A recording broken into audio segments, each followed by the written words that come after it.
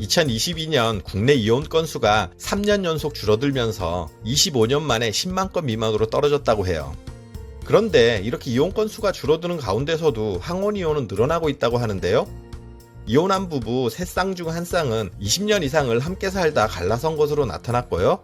결혼 30년 이상을 같이 살고 헤어지는 항원 이혼도 10년 사이 무려 2배 가까이 늘어났어요. 지금까지 항원 이혼은 주로 여성분들이 원하는 경우가 많았어요. 그동안 남편의 폭언과 폭행, 외도, 권위적인 태도 등 이런 걸 참고 살아왔는데요. 남편이 은퇴하고 아이들도 독립하고 나면 더 이상 참고 살지 않겠다고 항원이혼을 신청하는 거죠. 그런데 최근 들어서는 항원이혼을 원하는 남성들이 많이 늘어서 이혼을 원하는 남녀 비율이 비슷해지고 있다고 해요. 은퇴 이후 남편들의 이혼 신청 건수가 늘어난다는 건데요. 왜 남편들이 항원이혼을 원하게 된 걸까요? 안녕하세요. 알아두면 삶이 힘이 되는 채널 매일 3분입니다. 남편들이 항원이혼을 원하는 가장 큰 이유는 은퇴 후 가정에서의 고립을 들 수 있어요. 남자들이 사회생활을 하면서 돈을 벌고 가정을 꾸리고 유지하는 것은 가장으로서의 당연한 의무인데요. 이것을 순전히 가족을 위한 희생과 봉사라고 생각하는 시각이 어느 정도 있는 게 사실이에요.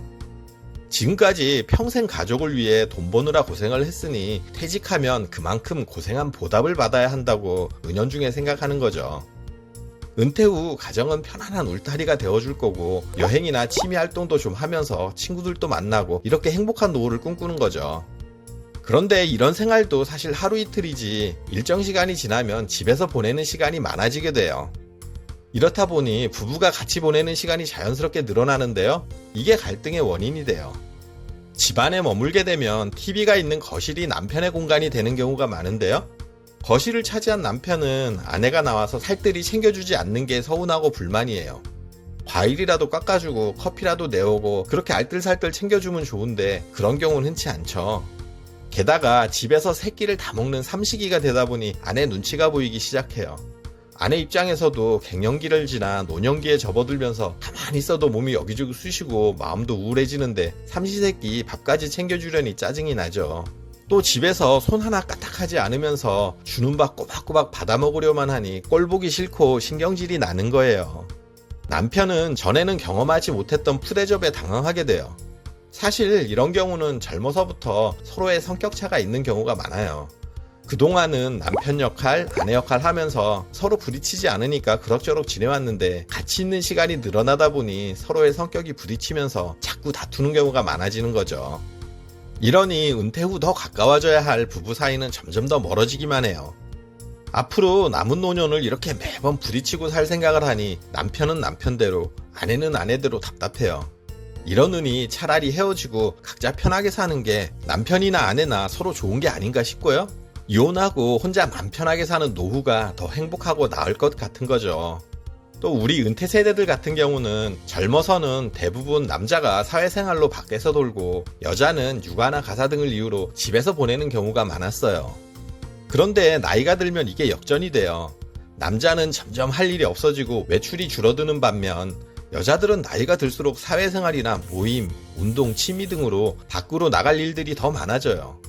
상대적으로 노년에는 여성들이 더 바빠지는 거죠. 그렇다 보니 반찬은 냉장고에 있고 밥은 밥솥에 있으니 알아서 찾아 먹으라고 하고 아내는 외출해버려요. 혼자 남은 남편은 대충 밥을 차려 먹으면서 이런저런 생각이 많아지는 거죠.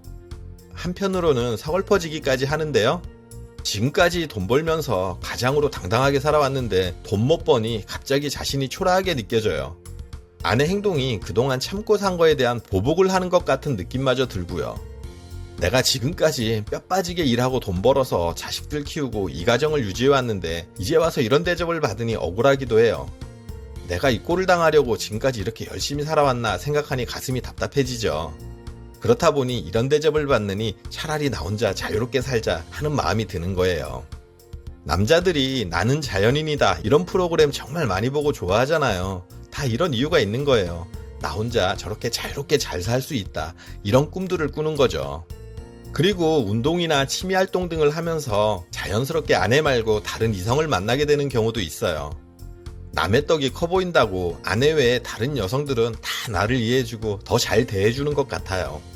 몇 번 만남이 늘어나면서 연애할 때 이후 느껴보지 못한 설레임도 느끼게 되고 이 여자와 살면 남은 노후가 행복할 것 같은 생각이 막 들어요. 실제로 노년에 이런저런 동호회 활동을 많이 하는 사람들이 이혼 비율이 더 높다는 통계를 보면 이유를 짐작할 수 있는 거죠. 이건 남녀 상관없이 같이 나타나는 현상일 거예요. 그런데 헤어지고 나 혼자 살거나 다른 여자를 만나서 살면 과연 행복할까 하는 고민을 먼저 해보셔야 해요. 이혼한 부부들의 삶의 만족도를 따져봤더니 경제적인 부분만 해결이 되면 여성들은 이혼 후 삶의 만족도가 높아진 반면 남자들은 그렇지 않았다고 해요. 남편 입장에서 헤어지는 것만이 능사는 아니라는 거죠. 그리고 다른 여자를 만나서 살면 행복할 것 같지만 대부분 쉽지 않아요. 한 짝이 문제가 있어서 헤어지고 새 짝을 만났는데 그러고 나니 두 짝 다 문제가 있더라는 말이 있잖아요. 평생 살아도 못 맞춰서 헤어지려고 이혼을 생각하는데 황혼에 다른 사람 만나면 이번에는 딱 맞추고 살아갈 수 있을 것 같나요? 당장은 그럴 것 같고 이번만은 다를 거라고 생각하는데요.